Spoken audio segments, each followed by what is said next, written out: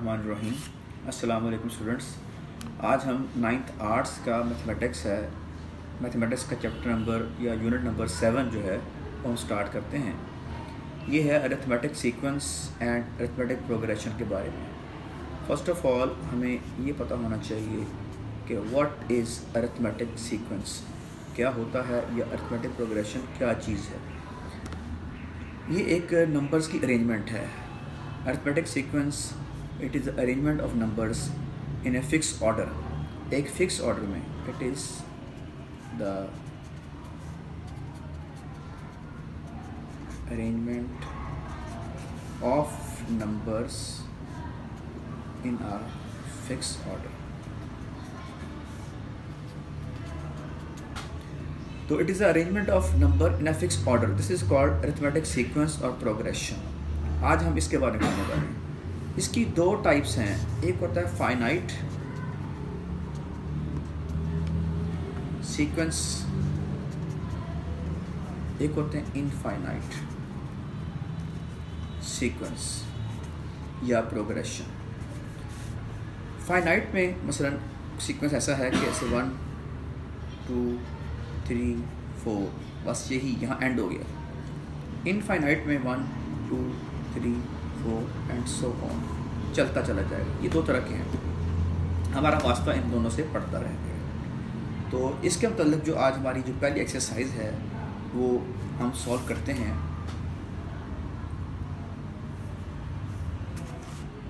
Seven point 1 exercise है।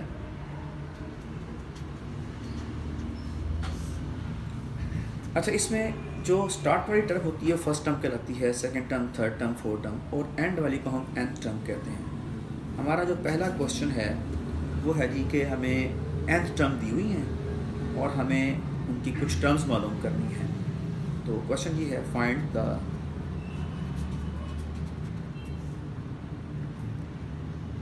First three terms, first three terms of the following।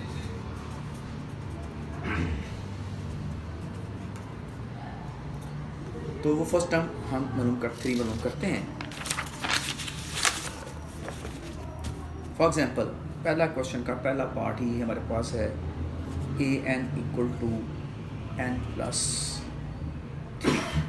ये हमारे पास question है, हमें इसकी फर्स्ट थ्री टर्म्स मालूम करनी है। तो पुट n = 1, तो 1 लिखेंगे तो 1 + 3 4 आ गया, ये इसकी फर्स्ट टर्म आ गई।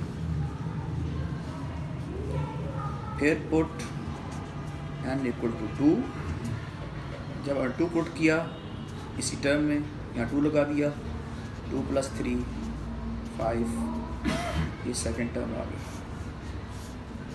फिर हमने पुट करना है n = 3, तो हमारे पास nth टर्म जो है उसमें 3 आ गया, और जहाँ n की वैल्यू है वहाँ पर हम 3 लगाएंगे।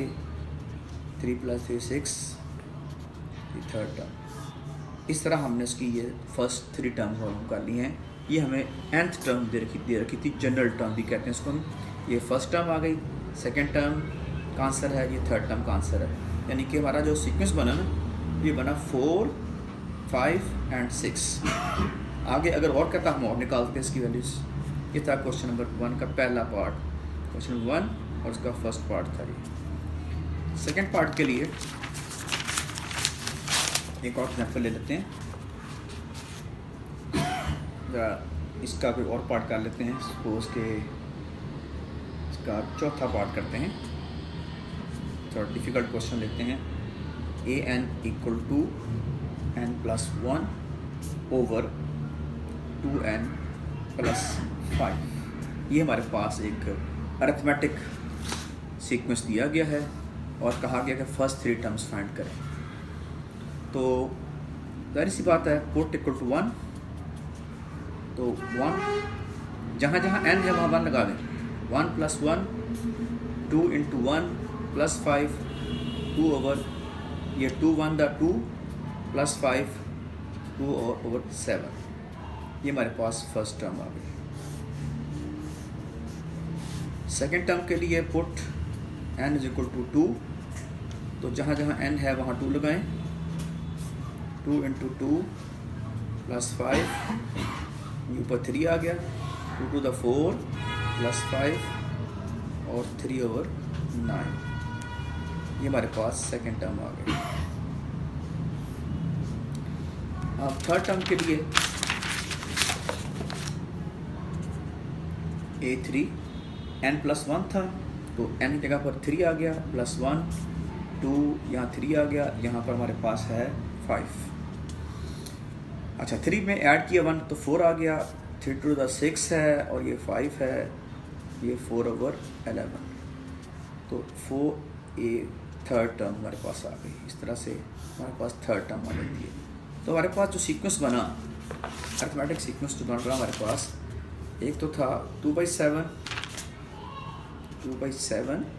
देन 3/9 और फिर 4/11, ये चलता जा रहा है। जितनी कहेगा, अगर फोर्थ के अगर 4 लगाएं, 5 के तो 5 लगाएं, जितनी भी टर्म्स आपको कहेगा आपने वो नंबर लगाना है। यानी अगर कहता है 7 टर्म तो n की वैल्यू 7 आ जाएगी। अगर कहता है कि n की वैल्यू 6 है तो n की वैल्यू 6 टर्म निकालनी है तो आपके पास 6 वैल्यू आ जाएगी।